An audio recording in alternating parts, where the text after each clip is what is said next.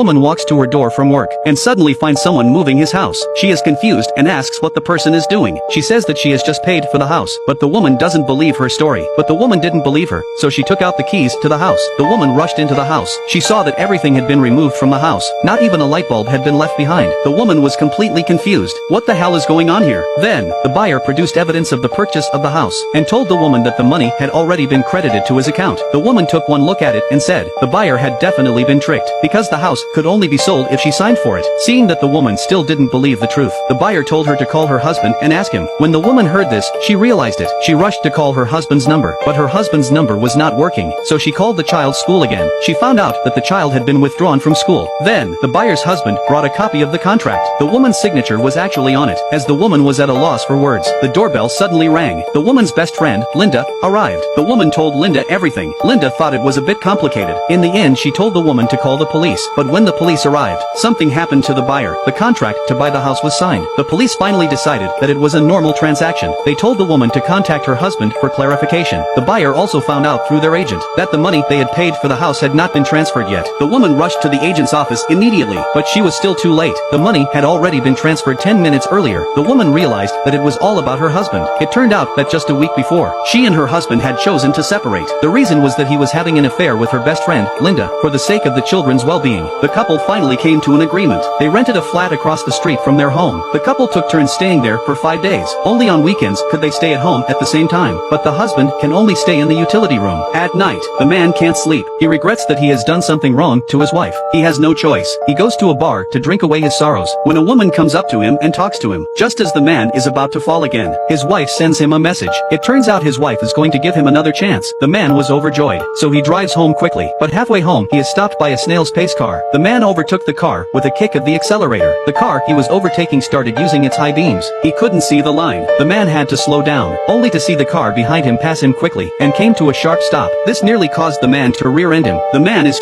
furious. He chose to change lanes to overtake, but the other car wasn't going to let him pass, as they were at a standstill.